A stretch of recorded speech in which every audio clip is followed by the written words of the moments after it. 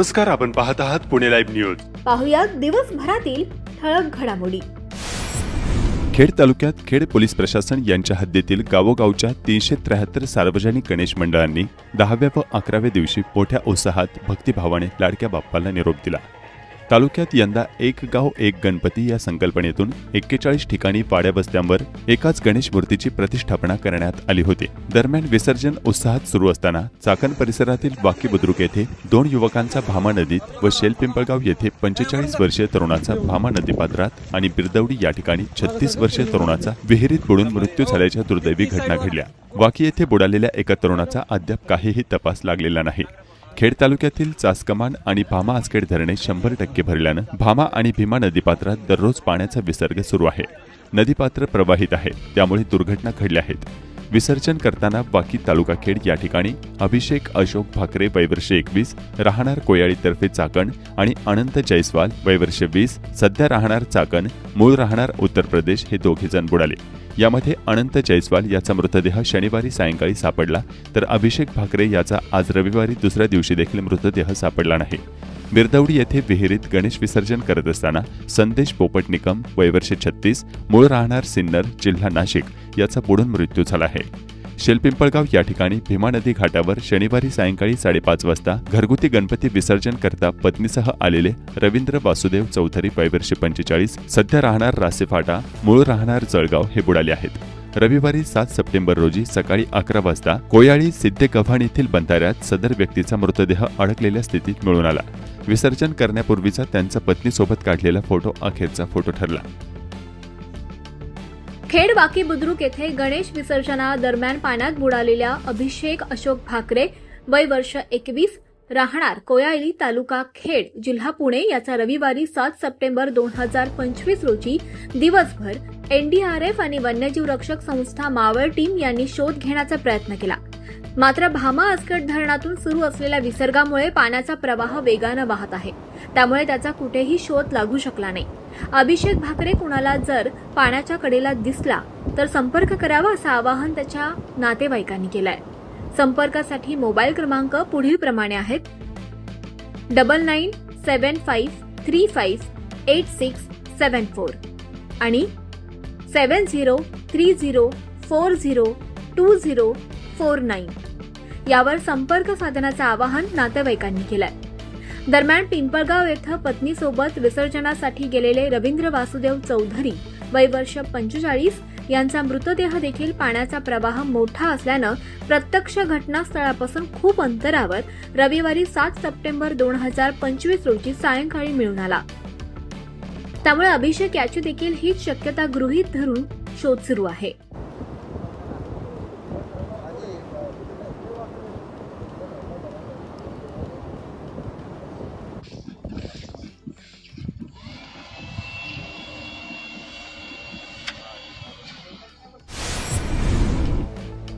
खेड तालुक्यातील आसखेड फाटा petrol pump येथे तीव्र वळणावर चालकाचा ताबा सुटून एका अवजड वाहनाचा अपघात झाला.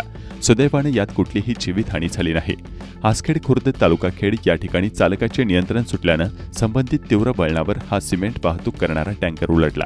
आतापर्यंत येथे अनेक अपघात झाले असून त्यात प्राणघातक अपघातांची संख्या मोठी आहे.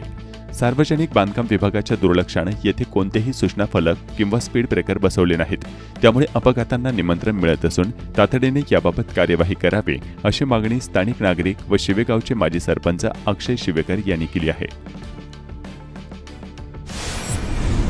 पतीपासून अलिप्त राहत असलेल्या परित्यक्त्या महिलेशी शादी.com साईटवर चाकणमधील एका 30 वर्षीय तरुणाने ओळख केली. त्यानंतर एकांतात बोलण्याच्या बहाण्याने भेटण्यास बोलावून तिच्यावर बलात्कार केल्याची घटना कुंजीरवाडी तालुका हवेली येथील एका लॉजवर 24 ऑगस्ट 2025 रोजी दुपारी 2च्या सुमारास घडली. तसेच वारंवार शारीरिक संबंध ठेवण्यासाठी आरोपीने महिलेला धमकी दिल्याचाही प्रकार उघडकीस आला. लोणी काळभोर पोलीस ठाण्यात चंद्रकांत दिनकर थोरात वयवर्ष 30 राहणार चाकण तालुका खेड याच्यावर गुन्हा दाखल करण्यात आला आहे. या प्रकरणी एका 25 वर्षीय पीडितेने लोणी काळभोर पोलीस ठाण्यात फिर्याद दिली आहे. खेड तालुक्यातील राजगुरुनगर सहकारी बँकेची 94वी वार्षिक सर्वसाधारण सभा रविवारी 7 सप्टेंबर 2025 रोजी पार पडली. यावेळी प्रश्न विचारण्यावरून 2 सभासदांमध्ये शिवीगाळ आणि हाणामारी झाल्यानं वार्षिक सभेला गालबोट लागले. राजगुरुनगर सहकारी बँकेची वार्षिक सभा चंद्रमा गार्डन येथे पार पडली। या सभेत एक सभासद तरुण मद्यप्राशन करून आला होता। मद्यधुंद अवस्थेत हा तरुण संचालकांना प्रश्न विचारत होता। संचालक मंडळ ही समर्पक उत्तरे देत होते, मात्र पुन्हा पुन्हा तोच प्रश्न विचारण्यासाठी हातात माईक घेण्यावरून दोन सभासदांमध्ये बाचाबाची होऊन शिवीगाळ आणि हाणामारी झाली। माजी जिल्हा परिषद सदस्य अनिल बाबा राक्षे, हिरामण सातकर, रेवणनाथ थिगळे व सभासदांनी या व्यक्तीला सभागृहाच्या बाहेर काढले। या सभेला बँकेचे अध्यक्ष सागर पाटोळे, उपाध्यक्ष अश्विनी पाचारणे, ज्येष्ठ संचालक किरण आहेर, विजया शिंदे, राजेंद्र सांडभोर, राजेंद्र वाळुंज, गणेश ठिगळे, अरुण थिगळे, दिनेश ओसवाल, ॲडव्होकेट राहुल तांबे, विनायक घुमटकर, विजय डोळस, अविनाश कहाणे, रामदास धनवटे, दत्तात्रय भेगडे, समीर आहेर, सचिन मांत्रे, तज्ज्ञ संचालक, अधिकारी, कर्मचारी यांच्यासह मोठ्या संख्येने सभासद उपस्थित होते।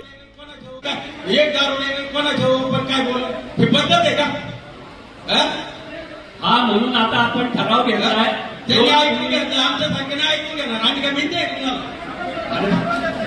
मी पण निंदा नाहीये, पण मला काही गोष्टीची सभा शास्त्र मारायचं म्हणून मी करत बसतो। कृपया सर्वांनी शांतपणे खाली बसून द्यावा। आपण सर्व प्रश्नांची उत्तरं राजगुरुनगर सहकारी बँकेचे अध्यक्ष देण्यास तयार आहेत। कृपया सर्वांना आंदोलन विनंती आहे, आपण सर्वांनी जागेवर बसून घ्यावं। आजपर्यंत सिक्युरिटी आतमध्ये या, सिक्युरिटी आतमध्ये या, सिक्युरिटी आतमध्ये या।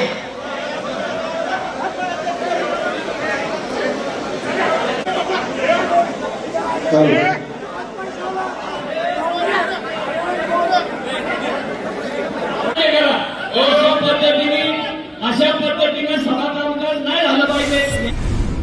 खेड तालुक्यातील पाळू येथील शेतकरी कुटुंबातील PSI परीक्षेत उत्तीर्ण झालेल्या तरुणीचा पाणी तापवण्याच्या गिझरचा स्फोट होऊन मृत्यू झाला आहे। मागील काही दिवस त्याची मृत्यूशी झुंज सुरू होती। मुलींमध्ये प्रथम आलेल्या अश्विनी बाबूराव केदारी वय वर्ष 30 राहणार पाळू तालुका खेड ही युवती घरातील पाणी तापवण्यासाठीच्या हीटरचा स्फोट होऊन 80% भाजली होती। पुणे येथे उपचार सुरू असताना तिचा दुर्दैवी मृत्यू झाला। पाळू गावातील एका शेतकऱ्याची मुलगी स्पर्धा परीक्षेच्या माध्यमातून राज्यात मुलींमध्ये पहिली येऊन PSI म्हणून निवड झालेली अश्विनी ही अतिशय गुणवान आणि हुशार मुलगी होती। अपघातानंतर कुटुंब आणि नातेवाईकांनी तिला वाचवण्यासाठी शर्थीचे प्रयत्न केले। अनेक परीक्षा सर्वोत्तम गुणांनी जिंकणाऱ्या अश्विनीला मृत्यूशी झुंजताना मात्र अपयश आले। राजगुरुनगर एसटी आगारात 10 नवीन बसेस उपलब्ध झाल्या आहेत। आमदार बाबाजी काळे यांच्या हस्ते नव्या आधुनिक लालपरी बसगाड्यांचे पूजन करण्यात आले। नव्या बसगाड्यांचे आगमन हे राजगुरुनगर परिसरातील प्रवाशांसाठी दिलासादायक ठरणार असून येथील सार्वजनिक वाहतूक व्यवस्थेला आणखी बळ मिळणार आहे। मागील बरेच वर्ष तालुक्यामध्ये नवीन बसची मागणी विद्यार्थी, ग्रामीण भागातील शेतकरी यांच्याकडून होत होती। आमदार बाबाजी काळे यांनी यासाठी पाठपुरावा केला होता। राजगुरुनगर एसटी बस आगारासाठी नवीन 5 एसटी बस दाखल झाल्याची माहिती आगार प्रमुख उज्ज्वला टाकळकर यांनी दिली। या एसटी बसचे उद्घाटन शुभारंभ आमदार बाबाजी काळे यांच्या हस्ते करण्यात आला। यापूर्वी राजगुरुनगर आगाराला 10 नवीन बसेस मिळाल्या होत्या। आता 5 बस आगारात दाखल होऊन एकूण 15 बस ताफ्यात दाखल झाल्या आहेत। ग्रामीण भागातील एसटी बस जुनाट पाठवण्यात येऊन दररोज 4-5 बसेस ग्रामीण भागातील विविध मार्गावर नादुरुस्त होत असल्याने एसटीचे वेळापत्रक सुधारण्याऐवजी बिघडल्याने याचा सर्वाधिक फटका शालेय विद्यार्थ्यांना बसताना दिसत होता। नवीन बसेसमुळे यात सुधारणा होणार आहे। धामणे फाटा ते कोळे पाईट रस्ता अतिशय खराब झाला असून लोकांना जीव मुठीत धरून प्रवास करावा लागत आहे। याबाबत सार्वजनिक बांधकाम विभागाच्या अधिकाऱ्यांना वारंवार सांगून देखील त्यांनी या कामाकडे दुर्लक्ष केले आहे। मागील महिन्यात अशाच प्रकारे खराब व सदोष रस्त्यामुळे कुंडेश्वर येथे 12 महिन्यांचा जीव गेलाय, तरी देखील प्रशासन कोणत्याही प्रकारचा धडा घेत नाही। याच रस्त्यावर भोगाडे आणि नायकरे या ठेकेदारांनी साखव पुलांचे काम केले आहे, त्यावर देखील मोठ्या प्रमाणावर खड्डे असून त्यांच्याकडून काम निकृष्ट दर्जाचे झाल्याचा आरोप होत आहे।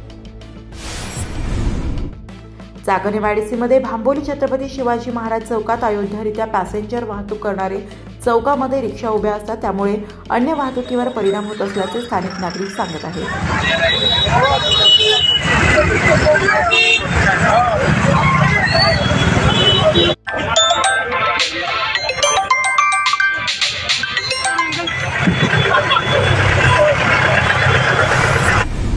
भामा आसखेड धरणाच्या पाणलोट क्षेत्रात पाऊस पडत असल्यामुळे धरणामध्ये येवा येत आहे, त्यामुळे पूर नियंत्रण करण्यासाठी सांडव्यावरून भामा नदी पात्रामध्ये चालू असलेल्या 1228 क्युसेक्स विसर्गात वाढ करून सायंकाळी 6 वाजता 30-31 क्युसेक्स विसर्ग करण्यात आला। चाकण नगर परिषदद्वारे शनिवारी दिनांक 6 सप्टेंबर 2025 रोजी गणेश विसर्जनाच्या निमित्ताने एकूण 14 संकलन केंद्र उभारण्यात आले होते. विविध मंडळांकडून आणि घरगुती गणेश विसर्जनासाठी आलेल्या मूर्तींची नोंद करण्यात आली.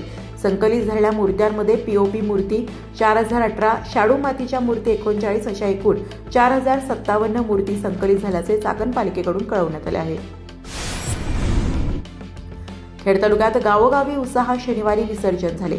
खेड तालुक्याच्या पश्चिम भागात आणि पूर्व भागात त्याचप्रमाणे चाकण लगतच्या औद्योगिक गावांमध्ये देखील स्थानिक प्रशासनाने चोख नियोजन ठेवल्याने विसर्जन शिस्तबद्ध पद्धतीने पार पडले. निघोसे गावात गणपती विसर्जन हे कुठल्याही नैसर्गिक प्रवाहात न करता शासनाच्या नियमाप्रमाणे निघोसे ग्रामपंचायतीच्या वतीने कृत्रिम हौद पाण्याच्या ठिकाणी ठेवून त्यामध्ये गणपती बाप्पाचे विसर्जन करण्यात आले.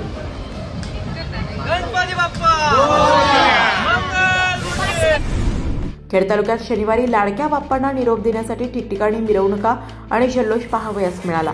खेडच्या पश्चिम भागात प्रत्येक गावागावात भावपूर्ण वातावरणात गणेश विसर्जन करण्यात आले. हरिदास सार्वजनिक गणेशोत्सव मंडळ हरिदास परिसर कमान यांनी पारंपरिक व धार्मिक पद्धतीचा अवलंब करून श्री गणेश विसर्जन मिरवणुकीमध्ये बालवारकऱ्यांच्या आकर्षक दिंडी सोहळ्याचे आयोजन केले होते. तालुक्याच्या विविध भागातील रात्री उशिरापर्यंत झालेल्या विसर्जनाचे व्हिडिओ देखील स्थानिकांनी पाठवले आहेत.